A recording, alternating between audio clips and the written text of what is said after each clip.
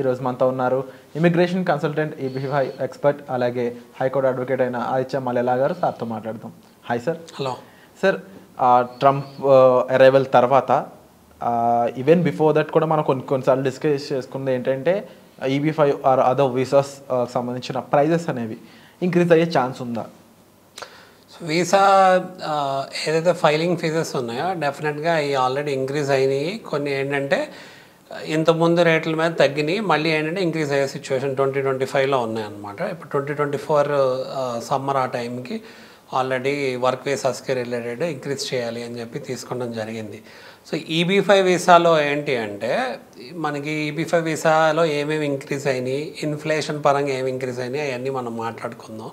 So ఈబీ5 వీసాలో ఒకప్పుడు $500,000 ఉండేదండి investment, ఏదైతే సోర్స్ ఆఫ్ ఫండ్స్ గురించి మాట్లాడుతున్నాం. $500,000 కాస్త 2019 తర్వాత అంటే 22లో లా రివైజ్ అయింది, రిఫార్మ్స్ అండ్ ఇంటిగ్రిటీ యాక్ట్ అయింది. ఇంతకుముందు ఏంటంటే ఇమిగ్రేషన్ యాక్ట్ కింద, సేమ్ ఇప్పుడు కూడా ఇమిగ్రేషన్ యాక్టే, దాన్ని ఏంటంటే రిఫార్మ్స్ అండ్ ఇంటిగ్రిటీ యాక్ట్ చేశారు 22లో. 1919 నుంచి ఇమిగ్రేషన్ యాక్ట్ కింద ఈబీ5 వీసా అనేది వస్తడం జరిగింది. దీంట్లో మేజర్ థింగ్ ఏంటంటే సోర్స్ ఆఫ్ ఫండ్స్, మనకి ఏదైతే డబ్బులు ఉన్నాయో బై ఇన్వెస్ట్మెంట్ మనం అక్కడ పర్మనెంట్ రెసిడెన్సీ తెచ్చుకుంటున్నాము. ఆ డబ్బులు ఏదైతే మనకి 8 crores మనం మాట్లాడుకుంటున్నామో $800,000 అది తీసుకెళ్ళి యూఎస్లో ఇన్వెస్ట్ చేయాలి. ఇన్వెస్ట్ చేస్తే ఆ డబ్బులతో ఎకానమీ ఎంప్లాయ్మెంట్ క్రియేట్ అయ్యిందని గుర్తించి మనకి మన ఎంటైర్ ఫ్యామిలీకి మనకి గ్రీన్ కార్డ్ ఇస్తాం జరిగిద్ది.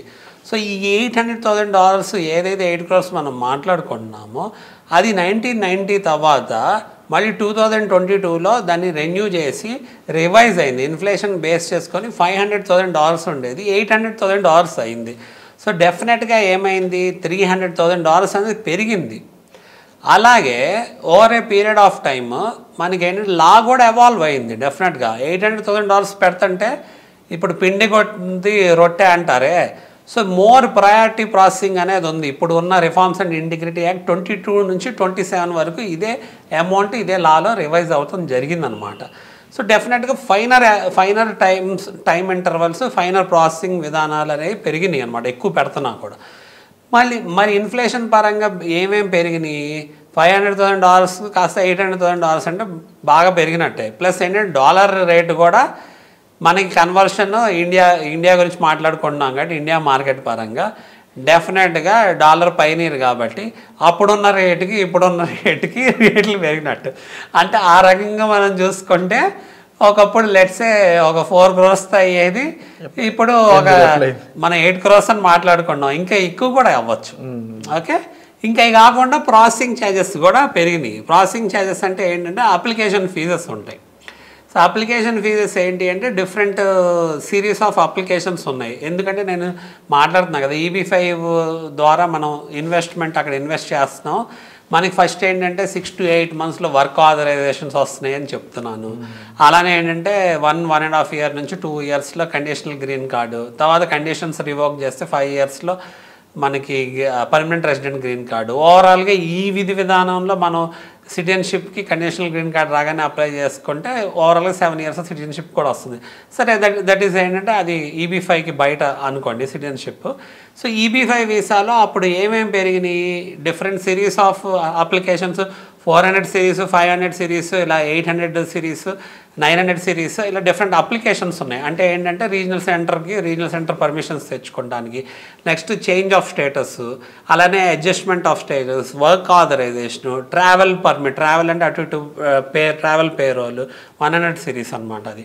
సో అలాంటి సిరీస్ ఆఫ్ అప్లికేషన్స్, అంటే కండిషనల్ గ్రీన్ కార్డ్ వచ్చినప్పుడు కండిషన్స్ రివోక్ చేయాలి అన్నా కూడా దానికి సర్టెన్ అప్లికేషన్ ఫైల్ చేయాలి. సో ఈ అప్లికేషన్స్, మల్టిపుల్ అప్లికేషన్స్ ఏవైతే ఫైల్ చేస్తున్నామో ఈబీ5 వీసా ప్రాసెస్లో అవి ఇంతకుముందు ఏంటంటే $10,000 లోపలే ఉండే, $10,000 లోపలే. ఇప్పుడు ఏంటంటే అది $23,000 సుమారుగా $25,000 లోపల అయ్యింది అనుకోవచ్చు. అంటే మనకి అప్లికేషన్ ఫీజెస్ $20,000 to $25,000 ఖర్చు అవుతున్నాయి.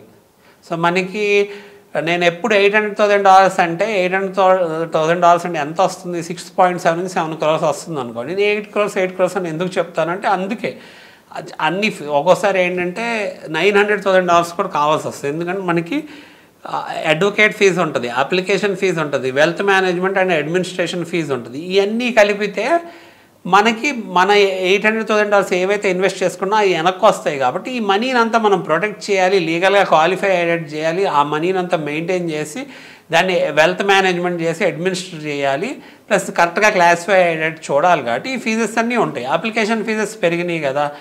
నెక్స్ట్ అటార్నీ ఫీజు ఒక $20,000 నుంచి $30,000 మధ్యలో ఉంటుందండి. అంటే ఎందుకంటే యూఎస్ అటార్నీస్ డిఫరెంట్ టైమ్స్లో డిఫరెంట్ అప్లికేషన్స్ అనేది ఫైల్ చేయడం జరిగింది. ప్లస్ ఏంటంటే మన సోర్స్ ఆఫ్ ఫండ్స్ని డాక్యుమెంటేషన్ చేస్తారు, మళ్ళీ మనకి లీగల్ అడ్వైజ్లు ఇస్తారు. అంతా మనకి యూజువల్గా యూఎస్లో లా వెరీ ఎక్స్పెన్సివ్.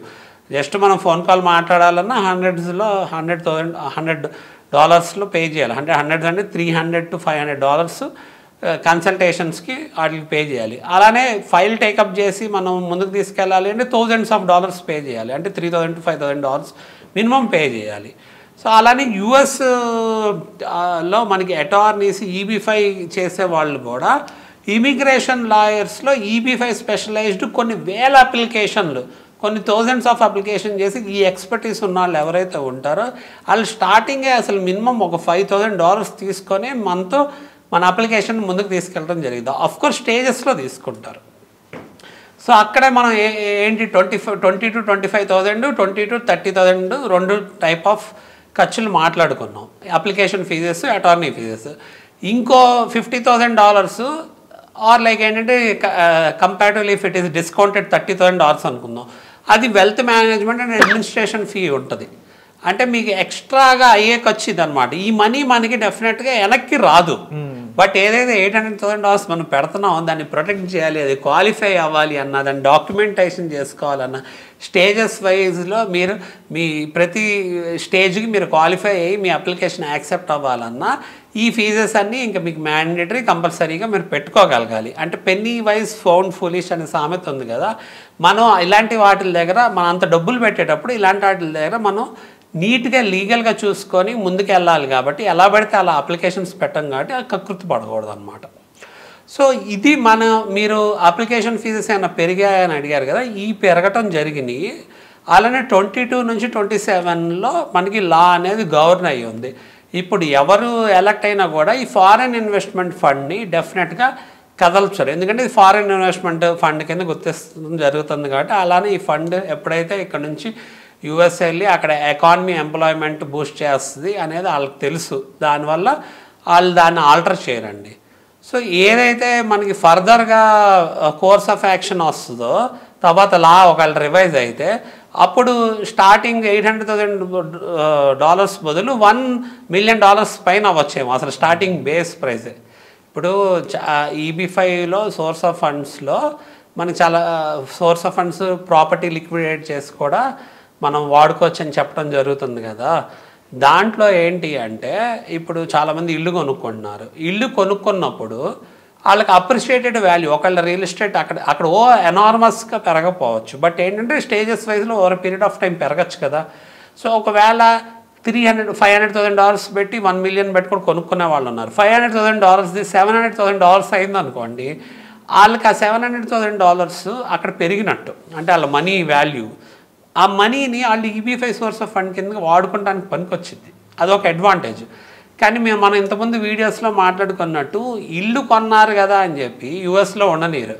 కానీ EB-5 వీసా ద్వారా మనకి గ్రీన్ కార్డ్ వస్తే మనం యూఎస్లో ఉండొచ్చు. అందుకని ఇమిగ్రేషన్ గోల్ వేరు, బిజినెస్ గోల్ వేరు, రియల్ ఎస్టేట్ అంటే ఇన్వెస్ట్మెంట్ గోల్ వేరు.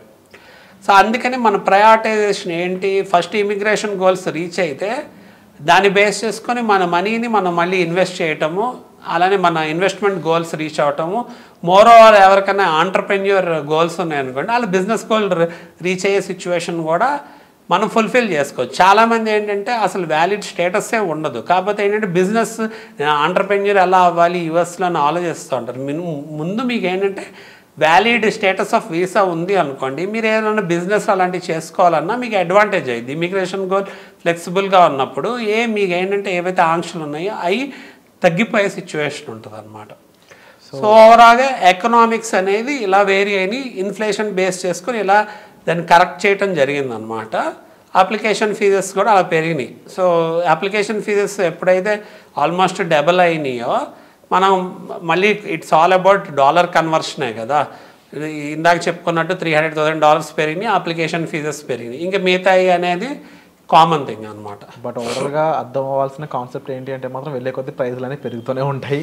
సో వీలైనంత తొందరగా డెసిషన్ తీసుకోవడం would be the best option అని చెప్పొచ్చు. డెఫినెట్లీ అండి. ఇప్పుడు ప్రాపర్టీలో ఇన్వెస్ట్ చేసినా కూడా మీరు అబ్జర్వ్ చేయండి, ఇన్ఫ్లేషన్ మనకి ఇండియాలోనే తీసుకోండి, మనకి 10 ఏళ్ళ క్రితం ఉన్న ఐటమ్ రేటు ఇప్పుడు లేదు, ఇంకా పెరిగి ఉంటుంది. ల్యాండ్ రేట్ కూడా తీసుకోండి, ఇప్పుడు 15 ఏళ్ళు 20 ఏళ్ళ క్రితం చాలా తక్కువగా ల్యాండ్స్ వచ్చాయి.